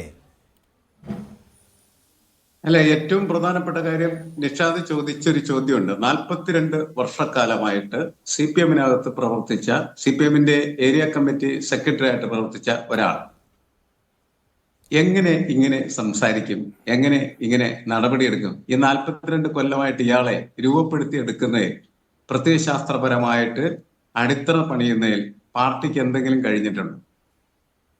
ഒന്നും കഴിഞ്ഞില്ല എന്നാണ് ഞാൻ ഈ സംഭാഷണം കേട്ട സമയത്ത് എനിക്ക് തോന്നിയത്. നിഷാദിന് അങ്ങനെ തന്നെ തോന്നുകയും നിഷാദ് ആ ചോദ്യം ചോദിക്കുകയും ചെയ്തു. അങ്ങനെയുള്ള ആളുകളാണ് കേരളത്തിലെ CPM-ന്റെ ഏരിയ സെക്രട്ടറിമാർ എങ്കിൽ CPM-ന് ഗുരുതരമായിട്ടുള്ള പ്രശ്നങ്ങളുണ്ട് എന്ന് നമ്മൾ ഊഹിക്കേണ്ടതായിട്ട് വരും. അല്ലെങ്കിൽ അങ്ങനെ നമുക്കൊരു വിലയിരുത്തൽ നടത്തേണ്ടതായിട്ട് വരും. വളരെ പ്രമുഖരായിട്ടുള്ള ഒരുപാട് ആളുകളെ ഈ പാർട്ടി പാഠം പഠിപ്പിച്ചിട്ടുണ്ട് എന്ന് റജി ലൂക്കോസ് പറഞ്ഞതൊക്കെ ശരിയാണ്. പക്ഷെ ഇനി പാഠം പഠിപ്പിക്കാൻ ആളില്ലാത്ത സ്ഥിതിയിലേക്ക് അത് എത്തിക്കൊണ്ടിരിക്കുന്നു എന്ന് തിരിച്ചറിയേണ്ടത് തിരിച്ചറിവുള്ള മനുഷ്യന്റെ വലിയൊരു ആവശ്യമാണ്. കാരണം അതൊരു വിഷയത്തെ കേന്ദ്രീകരിച്ച് നിൽക്കുന്നതല്ല, ഒരു വിഷയത്തിൽ മാത്രം ഒതുങ്ങി നിൽക്കുന്ന ഒരു വിഷയമല്ല. എല്ലാ സ്ഥലത്തും പല സൈസ് പ്രശ്നങ്ങളാണ്. ആ പ്രശ്നങ്ങൾ ഇവരിലേക്ക് കൊണ്ടുവരുന്നത് ശരിക്കും പറഞ്ഞാൽ പാർട്ടിയുടെ നേതൃത്വം ഓരോ വിഷയത്തിലും എടുത്തിട്ടുള്ള നിലപാടുകൾ തന്നെയാണ്. ഇപ്പൊ നമ്മള് ഈ കുറച്ചു നാളുകളായിട്ട് ഒരു പാർട്ടിയിൽ നിന്ന് മറ്റൊരു പാർട്ടിയിലേക്ക് നേതാക്കളുടെ ഘോഷയാത്രകൾ കണ്ടുകൊണ്ടിരിക്കുകയാണ് ചെയ്തത്. ഒരു ഘട്ടത്തിൽ കരുതിയത് എല്ലാവരും BJP-യിലേക്ക് മാത്രമാണ് പോകണം. അതല്ല എന്ന് സന്ദീപ് വാര്യർ തെളിയിച്ചു. BJP-യിൽ നിന്ന് കോൺഗ്രസിലേക്ക് പോകാമെന്നും, കോൺഗ്രസിൽ നിന്ന് CPM-ലേക്ക് പോകാമെന്നും, CPM-ൽ നിന്ന് BJP-യിലേക്ക് പോകാം എന്നും ഒക്കെ നേതാക്കൾ നമ്മളെ കാണിച്ചുകൊണ്ടിരിക്കുന്ന ഒരു കാലമാണ്. എന്ന് വെച്ചാൽ ഇവരൊക്കെ രാഷ്ട്രീയ പ്രവർത്തനം നടക്കുന്നതിൽ ഒരു പ്രത്യയശാസ്ത്രപരമായ സമീപനമോ ആദർശമോ ജനസേവനമോ രാഷ്ട്രീയമോ ഇല്ല എന്നാണ്. അവർക്ക് ഇവരെല്ലാം ഭാഗ്യാന്വേഷികളാണ്. ഞാൻ ഒരു ചർച്ചയിൽ പങ്കെടുത്ത സമയത്ത് പ്രൊഫസർ KV തോമസ് എന്ന് പറയുന്ന ഒരു വലിയ മഹാനായിട്ടുള്ള നേതാവിനെ CPM-ലേക്ക് എടുത്തു. എന്തിനാണ് അയാളെ എടുത്തത്? കേരളത്തിൽ ഒരൊറ്റ CPM പ്രവർത്തനം ഇതുവരെയായിട്ട് മനസ്സിലാക്കാനായിട്ട് കഴിഞ്ഞിട്ടില്ല. നിങ്ങൾ മാധ്യമ പ്രവർത്തകർക്കോ അല്ലെങ്കിൽ രാഷ്ട്രീയ നിരീക്ഷകരായിട്ടുള്ള ആളുകൾക്കോ ഒന്നും മനസ്സിലായിട്ടില്ല. എന്തിനാണത്? എന്ത് രാഷ്ട്രീയ പ്രവർത്തനമാണത്? അപ്പൊ അത്തരത്തിലുള്ള രാഷ്ട്രീയ പ്രവർത്തനം നടത്തി അണികളെ ബോധവൽക്കരിച്ച് പുതിയ തരത്തിലേക്ക് രൂപപ്പെടുത്തി പാകപ്പെടുത്തി എടുക്കുമ്പോൾ ഇത്തരത്തിലുള്ള സംഭവങ്ങൾ ഇങ്ങനെ വർദ്ധിച്ചുകൊണ്ടിരിക്കും. അതാണ് യഥാർത്ഥത്തിൽ സംഭവിച്ചുകൊണ്ടിരിക്കുന്നത്. രാഷ്ട്രീയത്തിന് ഒരു രാഷ്ട്രീയ ആഭിമുഖ്യമില്ലാത്തതായിട്ടുള്ള കാലാവസ്ഥയാണ്. ഭരണം നിരന്തരമായിട്ട് ഏറ്റെടുക്കുമ്പോൾ ഒരു പാർട്ടി ഭരണവർഗ പാർട്ടി ആകാം. ഭരണവർഗ പാർട്ടിയുടെ എല്ലാവിധമായിട്ടുള്ള പ്രശ്നങ്ങളും സ്വാഭാവികമാണ്. പക്ഷെ പ്രശ്നം എന്താണ്? അതിനെ നിയന്ത്രിച്ചു നിർത്തുന്നതിന് ആവശ്യമായിട്ടുള്ള ഒരു ചട്ടക്കൂട് എന്ന് പറയുന്നതാണ് പാർട്ടിയുടെ മൂല്യവ്യവസ്ഥ എന്നാണ് ഞാൻ വിശ്വസിക്കുന്നത്. കാരണം എല്ലാ മനുഷ്യരും അധികാരത്തോട് ആർത്തിയുള്ളവരാണ്. ഞാൻ എന്ന് പറയുന്ന ഭാവത്തെ ഉയർത്തി നിർത്താൻ ആഗ്രഹിക്കുന്നവരാണ്, പണാർത്തിയുള്ളവരാണ്. അതേപോലെ തന്നെയാണ് ലൈംഗിക ആഭിമുഖ്യത്തിലൊക്കെ ഇടകലരാനായിട്ട് ആഗ്രഹിക്കുന്ന ആളുകൾ. ഇതൊക്കെ സ്വാഭാവികമാണ്, നാച്ചുറൽ പ്രോസസ്സാണ് മനുഷ്യന്. പക്ഷെ അവനെ വളരെ കൃത്യമായിട്ട് നർച്ചർ ചെയ്ത് സമൂഹത്തിൽ ജീവിക്കാൻ പറ്റുന്ന സംസ്കാരവും അതേപോലെ തന്നെ രാഷ്ട്രീയവും സാമൂഹ്യബോധമുള്ള ഒരു മനുഷ്യനെ മാറ്റിയെടുക്കുക എന്ന് പറയുന്നതാണ് രാഷ്ട്രീയ പ്രസ്ഥാനത്തിന്റെ മുഖ്യമായിട്ടുള്ള ചുമതല. ആ ചുമതല നിർവഹിച്ച് ആ രാഷ്ട്രീയ പ്രസ്ഥാനം പ്രവർത്തിച്ചുകൊണ്ടിരിക്കുമ്പോൾ അതിലൂടെ പ്രവർത്തിക്കുന്ന ഒരു വ്യക്തി 42 കൊല്ലം വേണ്ട, 1 കൊല്ലം പ്രവർത്തിച്ചാൽ പോലും അയാൾ സംസ്കാര ശുദ്ധനായിരിക്കണം എന്ന് നമുക്ക് കൃത്യമായിട്ട് മനസ്സിലാകും. സാംസ്കാരികമായിട്ട് അയാൾ ഉന്നമനത്തിന് വിധേയമാക്കപ്പെടണം. അതാണല്ലോ പാർട്ടിയുടെ ഒരു പ്രത്യേകത എന്ന് പറയുന്നത്. പഴയ കാലത്ത് കമ്മ്യൂണിസ്റ്റുകാരൊക്കെ ആ രീതിയിൽ സമൂഹത്തിൽ ഉയർന്ന നിലവാരം പുലർത്തുകയും മറ്റുള്ള മനുഷ്യർക്ക് മാതൃകയായി തീരുകയും ഒക്കെ ചെയ്ത ത്യാഗോജ്ജലമായിട്ടുള്ള വീരോജ്ജലമായിട്ടുള്ള കഥകളൊക്കെ പറഞ്ഞിരുന്നതായിട്ടുള്ള മനുഷ്യരാണ്. അങ്ങനത്തെ ആളുകളൊക്കെ ആയിരുന്നു. അവരെ കണ്ടിട്ടാണ് പിന്നെ വലിയ ആൾക്കൂട്ടങ്ങൾ പറ്റങ്ങളായിട്ട് ഈ പാർട്ടിക്കകത്തൊക്കെ കൂട്ടം കൂട്ടമായിട്ട് എത്തിയിട്ടുള്ളതും അവരൊക്കെ കമ്മ്യൂണിസ്റ്റുകളായി മാറിയത്. അവരാരും മൂലധനം വായിക്കുകയോ അല്ലെ എംഗൽസിനെയോ ലെനിനെയോ പഠിച്ചതിന്റെ പേരിലോ അല്ല അവര് CPM അംഗമായിട്ടുള്ളത്. അവരിത്തരത്തിലുള്ള അനുഭവങ്ങളിലൂടെ എന്ന് വെച്ചാൽ മാർക്സിസം മുന്നോട്ട് വെക്കുന്ന പ്രാക്സി അത് സ്വീകാര്യമായതുകൊണ്ടും അത് ജനങ്ങൾക്ക് ഉപകാരപ്രദമാണെന്ന് തോന്നുകയും ചെയ്തതിന്റെയും അതേപോലെ തന്നെ ഒരു തുല്യതയുടെ സാമൂഹ്യ വ്യവസ്ഥ സ്വപ്നം നൽകുകയും ചെയ്തു എന്നതൊക്കെ എന്റെ പേരിലാണല്ലോ ഇതൊക്കെ സംഭവിച്ചിരുന്നത്. അതിന് പകരമായിട്ട് സമ്പൂർണമായിട്ട് അധികാരാർത്ഥിയിലേക്കും അതേപോലെ അധികാര പ്രമത്തതയിലേക്കും അധികാര ധാർഷ്ട്യത്തിലേക്കും നേതൃത്വം അങ്ങ് ആമക്തരായി തീരുകയും അതിന്റെ ഫലമായിട്ടുണ്ടാവുന്ന ഉപജാത സംഘങ്ങളുടെ കുത്താടലുകളൊക്കെ നടക്കുന്ന സമയത്ത് എങ്ങനെ ഇങ്ങനെ അല്ലാത്തതായിട്ടുള്ള ഒരു മുഖം നമുക്ക് പ്രതീക്ഷിക്കാനായിട്ട് കഴിയും? അതങ്ങനെ അങ്ങനത്തെ ഒരു മാറ്റമാണ്. ശരി, അപ്പൊ രണ്ട് പ്രധാനപ്പെട്ട പ്രശ്നങ്ങൾ അതിനകത്തുണ്ട്. ഒന്നാമത്, പാർട്ടിക്കകത്ത് ദീർഘകാലം നിൽക്കുന്നവർക്ക് പോലും വളരെ വേഗത്തിൽ വർഗീയ രാഷ്ട്രീയത്തിലേക്ക് കൂടുമാറുമെന്ന് പറയാൻ മടിയില്ലാതായിരിക്കുന്നു എന്നത്. മറ്റൊന്ന്, ഇങ്ങനെ ചെറിയ അധികാരത്തെ ചൊല്ലിയുള്ള തർക്കങ്ങൾ വളരെ പരസ്യമായി അതിനകത്ത് ഉടലെടുക്കുന്നു എന്ന മറ്റുള്ള അതിന്റെ സംവിധാനമായി എന്നത് രണ്ട് പ്രശ്നമാണ്. ഞാനൊന്ന് ആനന്ദിലേക്ക് വരുന്നതിന് മുമ്പ് ശ്രീ മധു മുല്ലശ്ശേരി, ഇപ്പൊ താങ്കളുടെ കാര്യത്തിൽ സ്റ്റേറ്റ് ലീഡർഷിപ്പിന്റെ പൊസിഷൻ എന്താണ്? നടപടിയൊന്നും ഉണ്ടായിട്ടില്ല എന്നതിലേക്കുള്ള വിശദീകരണമാണല്ലോ അവിടെ നിന്ന് കാണുന്നത്. കേട്ടില്ല. താങ്കളുടെ കാര്യത്തിൽ പാർട്ടി സംസ്ഥാന നേതൃത്വത്തിന്റെ പൊസിഷൻ എന്താണെന്ന് ചോദിക്കുകയാണ്. താങ്കളെ അങ്ങനെ പുറത്താക്കുക, ഇറങ്ങിപ്പോകുക പോലുള്ള സംഗതി ഒന്നും ഉണ്ടായിട്ടില്ല എന്നാണ് അവരുടെ ഔദ്യോഗിക വിശദീകരണം തോന്നുന്നു. അല്ല, അതറിയില്ല, എനിക്കറിയില്ല. ഞാൻ ഇറങ്ങിപ്പോയി എന്നുള്ളത് ഉറപ്പാണ്. അല്ല, ഒന്ന് വിശദീകരിക്കാമോ? താങ്കൾ ഇറങ്ങിപ്പോരാനുണ്ടായിരുന്ന ആ മൊമെന്റ് എന്തായിരുന്നു എന്ന്, താങ്കൾക്ക് ആ സമ്മേളനത്തിൽ നിന്ന് ഇറങ്ങിപ്പോവുക എന്നതിന് കാരണമായ മൊമെന്റ് എന്താണെന്ന് പറയാമോ? അല്ല, എന്നെ ഏരിയ സെക്രട്ടറി സ്ഥാനത്ത് നിന്ന് മാറ്റിയതായി പറയുന്നത് രാവിലെ 9 മണിക്കാണ്. എന്തിന് മാറ്റി എന്നുള്ളൊരു ഉത്തരം തരാനായിട്ട് അവർക്ക് കഴിഞ്ഞിട്ടില്ല, ഇതുവരെ കഴിഞ്ഞിട്ടില്ല. താങ്കളെ ഏരിയ സെക്രട്ടറി പദവിയിൽ നിന്നല്ലേ മാറ്റിയത്? പാർട്ടിയിൽ നിന്ന് മാറ്റിയിട്ടില്ല, തരം താഴ്ത്തിയിട്ടില്ല, സസ്പെൻഡ് ചെയ്തിട്ടില്ല, ഒന്നും ചെയ്തിട്ടില്ല. ഏരിയ സെക്രട്ടറി പദവിയിൽ പുതിയ ആൾ വരട്ടെ എന്ന് തീരുമാനിച്ചാൽ താങ്കൾ ഇറങ്ങിപ്പോകുന്നത് എന്തിനാണ്? ഇല്ല,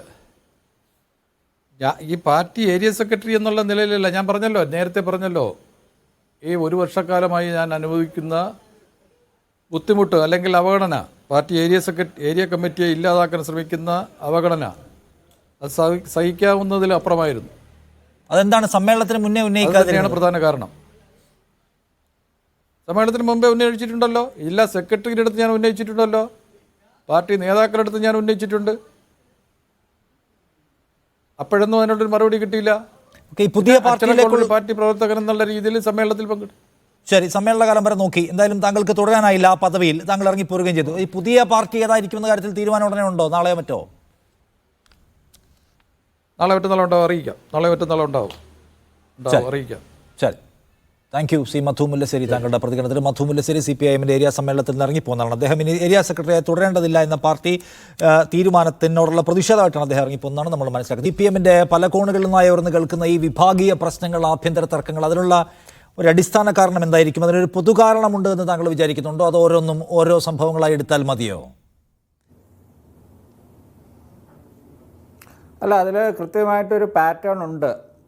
ഈ പ്രദേശങ്ങളിലെല്ലാം CPM-ന്, പ്രത്യേകിച്ചും ഈ തെക്കൻ ജില്ലകളിൽ ഈ പ്രശ്നം ഉണ്ടാകുന്നത് ഈ അധികാര തുടർച്ചയുടെ ഒരു ഭാഗമായിട്ട് കൂടിയാണ്.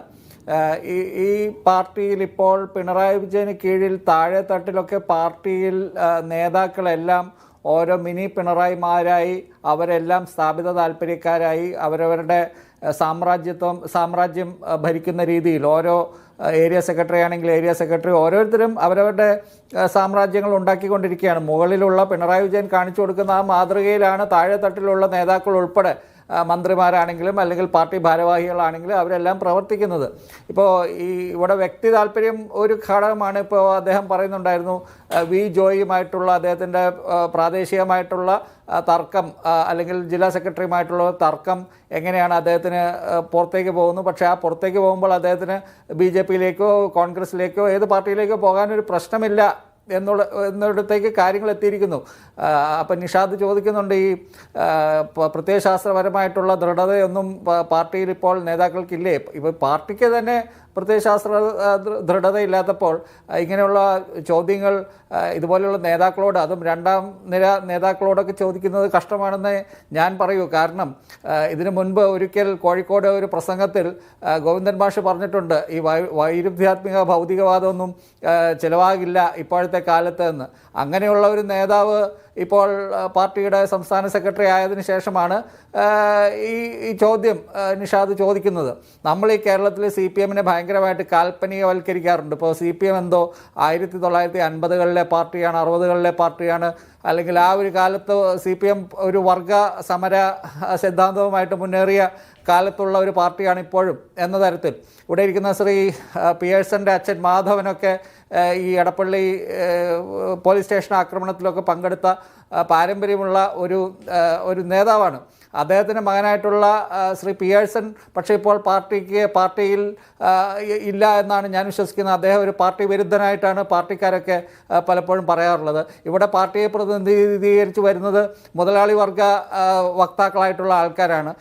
അങ്ങനെയുള്ള കാലം മൊത്തത്തിൽ മാറിയിരിക്കുന്നു. ഇപ്പോൾ പിണറായി വിജയൻ തന്നെ ഇപ്പോഴത്തെ ഈ കാലത്ത് അദ്ദേഹം എന്ത് രാഷ്ട്രീയ പ്രവർത്തനമാണ് നടത്തുന്നത്? അദ്ദേഹം ഓരോ ഡീലുകൾ ഉണ്ടാക്കുന്നു, പുതിയ മുതലാളിത്ത സാമ്രാജ്യങ്ങൾ കെട്ടിപ്പടുക്കുന്നു. അദ്ദേഹത്തിന് കോഴ വാങ്ങിക്കാൻ പോലും, ബാങ്ക് വഴി കോഴ വാങ്ങിക്കാൻ പോലുമുള്ള സംവിധാനങ്ങൾ ഉണ്ടാക്കുന്നു. അങ്ങനെയുള്ള ഈ കാലത്ത് CPM എന്ന് പറയുന്ന പഴയകാല കമ്മ്യൂണിസ്റ്റ് പാർട്ടി എന്നുള്ള ആ പാർട്ടിയെ നമ്മൾ പണ്ട് അദ്ദേഹം പറഞ്ഞതുപോലെ നമുക്ക് ഈ പാർട്ടിയെക്കുറിച്ചൊരു ചുക്കും അറിയില്ല എന്നുള്ളതാണ് വാസ്തവം. ഇപ്പോഴത്തെ കാലത്ത് പണ്ടൊക്കെ ആണെങ്കിൽ CPM അടവ് നയം എന്ന് പറഞ്ഞ് ചില ഈ കോൺഗ്രസിനെ പോലെ അല്ലെങ്കിൽ മറ്റ് പാർട്ടികളെ പോലെ, ബൂർഷ്വാ പാർട്ടികളെ പോലെ ചില വിട്ടുവീഴ്ചകൾ ചെയ്യുമായിരുന്നെങ്കിൽ ഇപ്പോൾ അടവ് നയം തന്നെയാണ് CPM-ൻ്റെ രാഷ്ട്രീയം. കുറേ കാലമായിട്ട് നിഷാദ് അല്ലെങ്കിൽ പ്രേക്ഷകരൊന്ന് ആലോചിക്കുക, കുറേ കാലമായിട്ട് CPM എപ്പോഴെങ്കിലും ഒരു തോൽവി ഉണ്ടാകുമ്പോൾ എന്തുകൊണ്ട് തോറ്റു എന്ന് പറയുന്നത് കേട്ടിട്ടുണ്ടോ? അവരെന്താണ് പറയുന്നത്? ഇവിടെ വോട്ട് മറിച്ചു, കോൺഗ്രസ് BJP-ക്ക് വോട്ട് മറിച്ചു, BJP കോൺഗ്രസിന് വോട്ട് മറിച്ചു, അതുകൊണ്ട് ഞങ്ങൾ തോറ്റു എന്നുള്ള ഒരു ന്യായീകരണമാണ് കുറേ കാലമായിട്ട് CPM ഇവിടെ രാഷ്ട്രീയമായിട്ട് പറയുന്നൊരു കാര്യം. ഇങ്ങനെ രാഷ്ട്രീയം പറയാതെ ഈ അടവ് നയം മാത്രം രാഷ്ട്രീയമായിട്ട് കൈക്കൊണ്ട CPM-ൻ്റെ ഒരു ഈ കാലത്താണ് നമ്മൾ ജീവിക്കുന്നത്. ഇങ്ങനെ നേതാക്കൾ തന്നെ ഇങ്ങനെ പറയുമ്പോൾ, അതായത് അവർക്ക് വ്യക്തതയില്ലാത്ത കാര്യം അവർ തന്നെ ഇങ്ങനെ ആവർത്തിച്ചൊരു നുണ ഇങ്ങനെ ആവർത്തിച്ച് പറയുമ്പോൾ ഈ താഴെത്തട്ടിലെ നേതാക്കളും ഇത് തന്നെയാണല്ലോ കാണുന്നത്. അവർക്ക് അവരുടെ നേതാക്കളിൽ തന്നെ വിശ്വാസമില്ലാതെ ഈ നുണ പറയുന്ന ആൾക്കാരായി മാറുമ്പോൾ അവർക്കിതുപോലെയുള്ള ഈ മറ്റ് പാർട്ടികളിലേക്ക് ചാടാനുള്ള മാർഗം വളരെ എളുപ്പമാകുന്നു. കാരണം അവർ പറയുന്നതിൽ അവർക്ക് തന്നെ വ്യക്തതയില്ല. അവർ നുണ പറയുന്നുവെന്ന് അവർക്ക് തന്നെ അറിയാം. അവരുടെ നേതാക്കൾ അത് തന്നെ പറഞ്ഞു കൊടുക്കുന്നു. അപ്പോൾ പിന്നെ അവർക്ക് മറ്റൊരു പാർട്ടിയിലേക്ക് പോകാൻ എന്താണ് തടസ്സം? പഴയ പ്രത്യയശാസ്ത്ര വ്യക്തതയൊന്നും ഇല്ലാത്ത ഈ കാലത്ത് ഒരു കമ്മ്യൂണിസ്റ്റുകാരന് BJP-കാരനായി മാറാൻ വളരെ എളുപ്പമായി എന്നുള്ള ഒരു സാഹചര്യത്തിലാണ് നമ്മൾ നിൽക്കുന്നത്.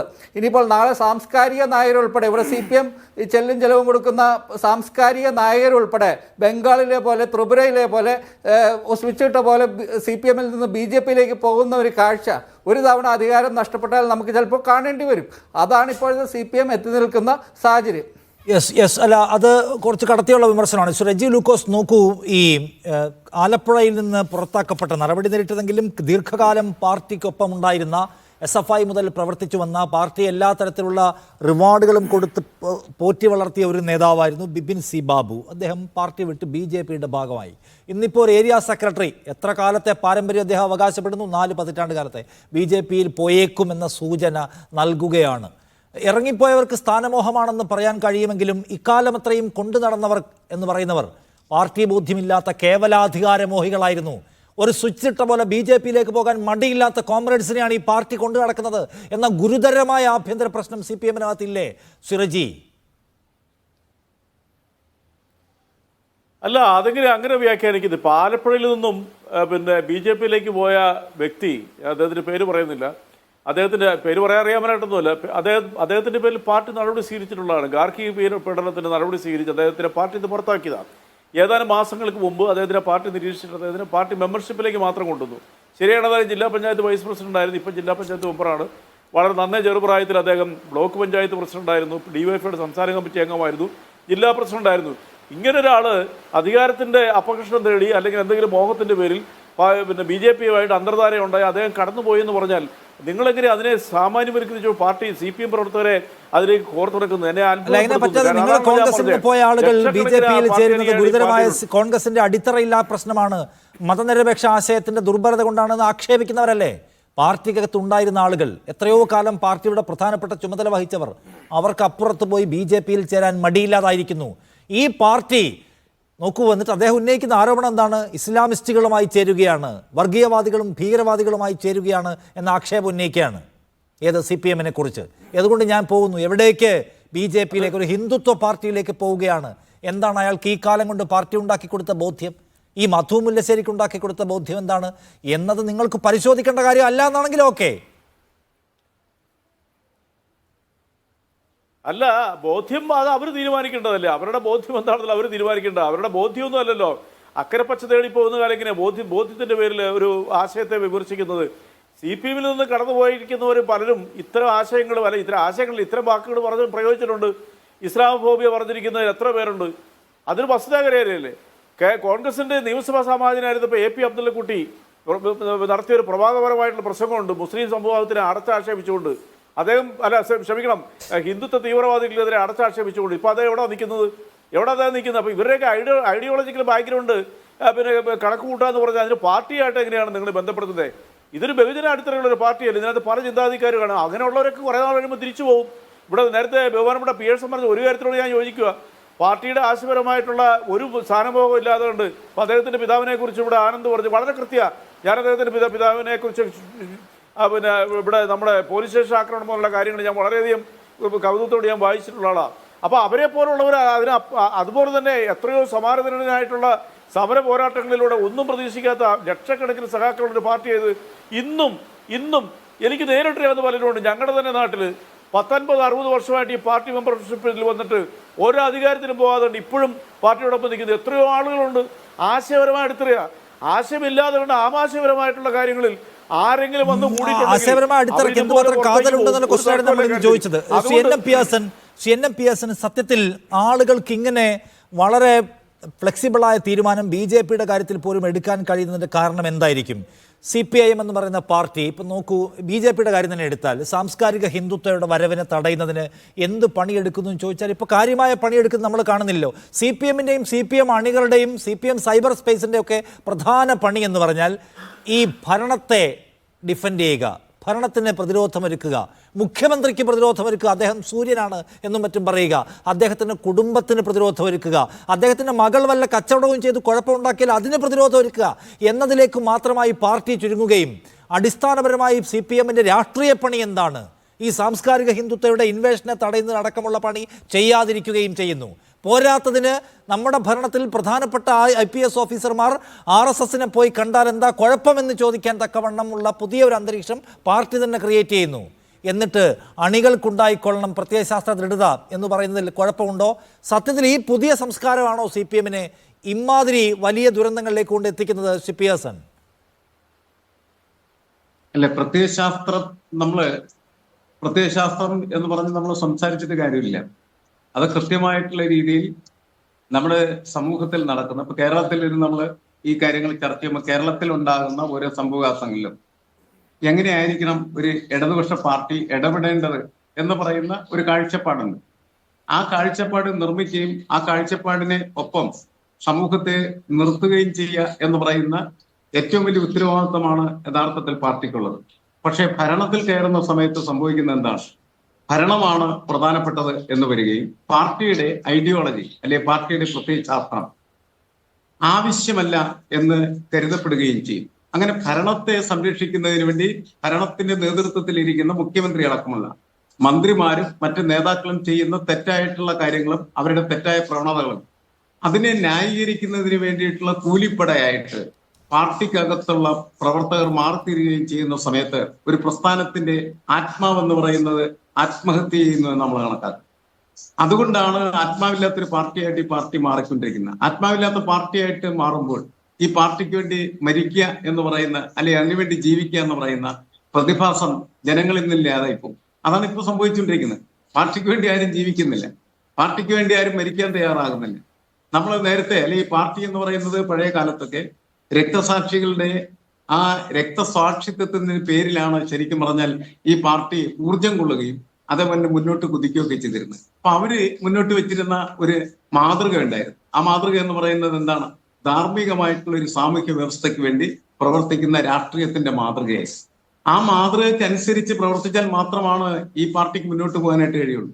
ഇലക്ഷൻ വരും, ഇലക്ഷനിൽ ചിലപ്പോൾ തോൽക്കും, പരാജയപ്പെടും. പക്ഷേ ഇലക്ഷനിൽ എടുക്കുന്ന നിലപാടുകൾ എന്ന് പറയുന്നത് ആ പാർട്ടിയുടെ തന്നെ ഐഡന്റിറ്റിയെ, അതിന്റെ സ്വത്വത്തിനെ ഇല്ലാതാക്കിയാൽ എന്ത് ചെയ്യും?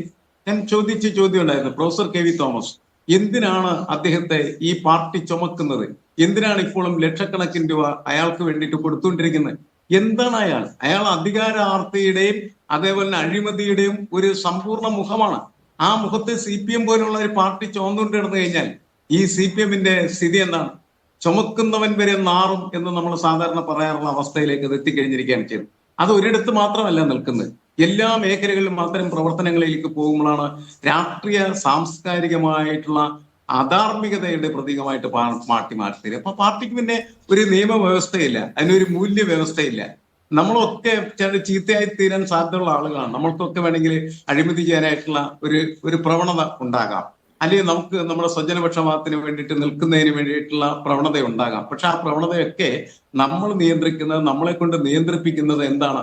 ഒരു മൂല്യവ്യവസ്ഥയാണ്. അത് പാർട്ടിയുടെ മൂല്യവ്യവസ്ഥയാണ്. പക്ഷെ പാർട്ടിയുടെ നേതൃത്വം മുഴുവൻ കയറിയിരുന്ന് ഈ മൂല്യവ്യവസ്ഥയെ പിച്ചി ചീന്തി കളഞ്ഞു കഴിഞ്ഞാൽ പിന്നീട് നിയന്ത്രണ സംവിധാനം എന്ന് പറയുന്നത് സമ്പൂർണ്ണമായിട്ട് ഇല്ലാതാകും.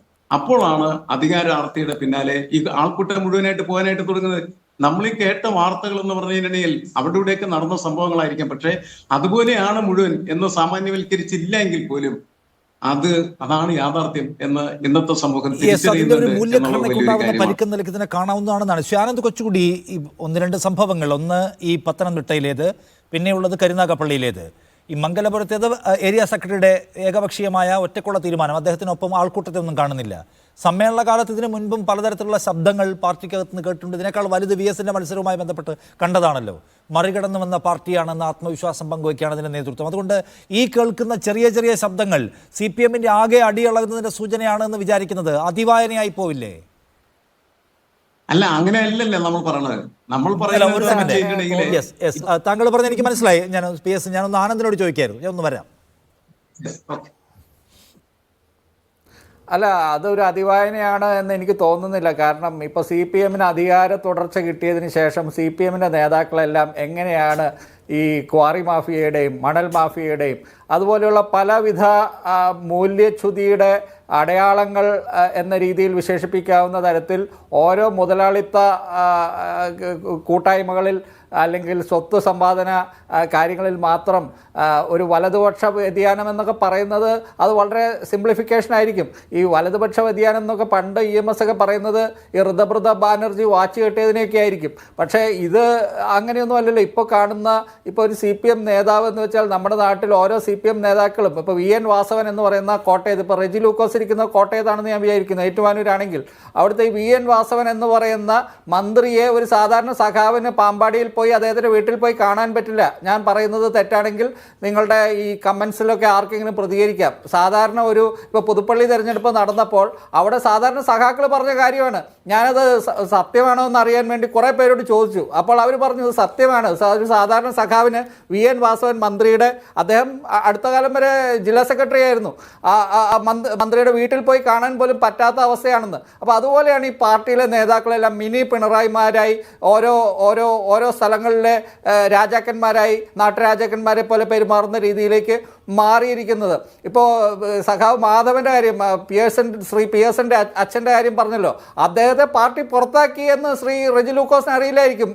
എനിക്ക് തോന്നുന്നു ഗോപി കോട്ടമുറിക്കലിൻ്റെ കാലത്താണ് അദ്ദേഹത്തെ പാർട്ടി പുറത്താക്കി. ആ കാലമൊക്കെ ഈ PV കുഞ്ഞിക്കണ്ണൻ്റെ കാര്യം പറഞ്ഞു. PV കുഞ്ഞിക്കണ്ണനെ പാർട്ടി പുറത്താക്കിയിട്ടില്ല ശ്രീ റെജി ലൂക്കോസ്. PV കുഞ്ഞിക്കണ്ണൻ ഈ MV രാഘവൻ്റെ ബദൽരേഖ വിഷയവുമായിട്ട് ബന്ധപ്പെട്ട് അദ്ദേഹത്തെ കൺവീനർ സ്ഥാനത്ത് നിന്ന് പുറത്താക്കി. പക്ഷേ MV രാഘവൻ എത്ര വിളിച്ചിട്ടും അദ്ദേഹം ഈ MV രാഘവൻ്റെ കൂടെ പോവുകയോ ഒന്നും ചെയ്തില്ല. അദ്ദേഹം വീട്ടിലിരുന്നു, അദ്ദേഹത്തിൻ്റെ രാഷ്ട്രീയ ജീവിതം അവസാനിപ്പിച്ചു.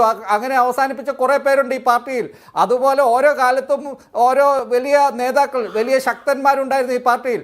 68-ൽ ജില്ലാ സെക്രട്ടറിയായ MV രാഘവൻ 84-ൽ പുറത്താകുന്നു.